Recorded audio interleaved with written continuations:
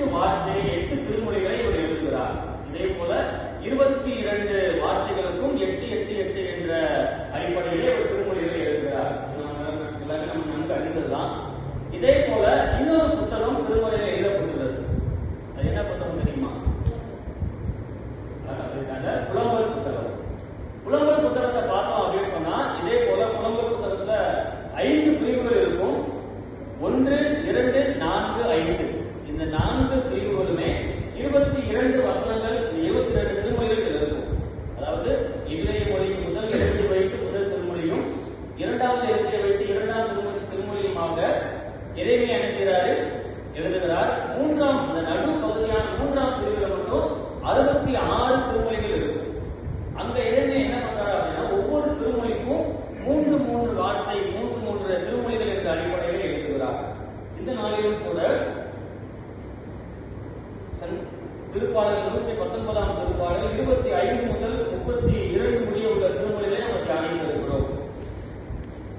இதுக்கு அழகாக ஒரு தலைப்பு கொடுத்திருக்கிறாங்க, திருச்சட்டத்தின்படி நடக்க உறுதி கொண்டல். இதுல முதல் பகுதியான 25 இருந்து நம்ம பார்த்தோம் அப்படின்னு சொன்னா, 25 இருந்து 29 வரைக்கும் நம்ம தாவீதின் ஒப்படைப்பு அப்படின்னு நம்ம எடுத்துக்கொள்ளலாம்.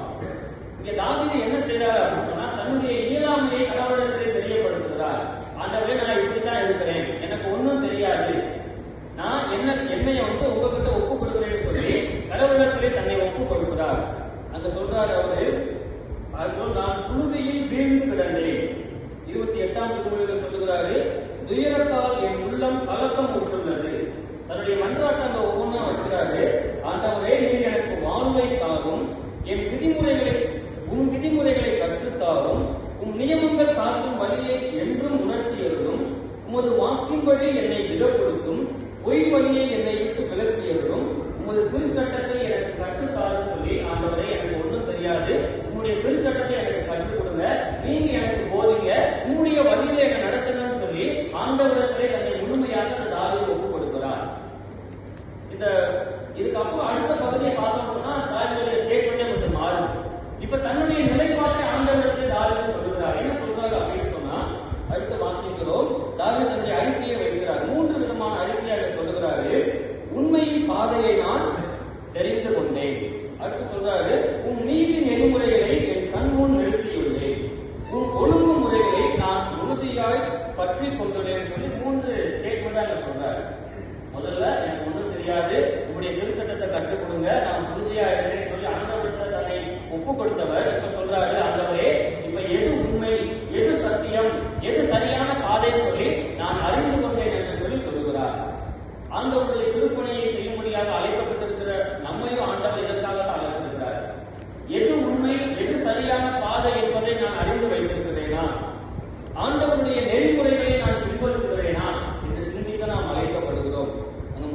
அந்த 3 கடைகளை திரும்ப சொல்றாரு, உண்மையின் பாதையை நான் தெரிந்து கொண்டேன், உன் நெறிமுறைகளை என் கண்முன் நிறுத்தியுள்ளேன், உன் ஒழுங்குகளை நான் உறுதியாய் பற்றி கொண்டுள்ளேன். எல்லாத்தையும் சொல்லிட்டு தன்னுடைய மன்றாட்டை தாவீது பின்னாடி இருக்கிறார். என்ன சொல்றாரு சொன்னா, 31ஆம் திருமொழியில பின்பற்றி வாசிக்கிறோம், ஆண்டவரே, என்னை வெட்கமடைய விடாதே. ஆண்டவரே, உங்களுடைய திருப்பணிக்காக உங்களுடைய பணியை செய்யும்படியாக என்னை அழைத்திருக்கிறேன், நான் இடத்திலே மன்றாடி இருக்கிறேன், நான் இப்போ என்ன செய்கிறேன், என்னை வெட்கமடைய விடாதே என்று சொல்லி ஆண்டவருடைய கருத்தில் தன்னுடைய விண்ணப்பத்தை வைக்கிறார். நீங்க என்ன அழைச்சது உண்மை அப்படின்னு சொன்னா, நான் உங்களுக்கு உண்மையா இருக்கிறேன்னு சொன்னா என்ன செய்யாதீங்க, என்ன வெட்கமடைய விடாதீங்க அப்படின்னு சொல்லி ஒரு மன்றாட்டையும் அங்கு வைக்கிறார். நமக்கு அநேக கேள்விகள் இருக்கலாம்.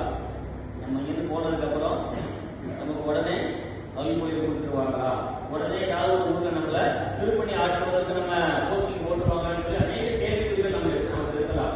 அதே போல இந்த தாவீதுக்கு அநேக கேள்விகள் இருந்ததுனாலதான், ஆண்டவரே, நீர் என்னை ராஜாவாக அழைத்திருக்கிறீர், அந்த பணியை செய்யும்படியாக என்னை அழைத்திருக்கிறீர், அதை எடுத்துக்கிறாதீங்க, என்னை வெட்கமடைய வச்சிடாதீங்க அப்படின்னு சொல்றாரு. கடைசியா என்ன சொல்லி முடிக்கிறாரு அப்படின்னா, நீர் என் அறிவை விரிவாக்கும் போது உன் கட்டளைகள் காட்டும் வழியில் நான் விரைந்து செல்லுவேன். ஆண்டவரே, இப்போ வரைக்கும் நான்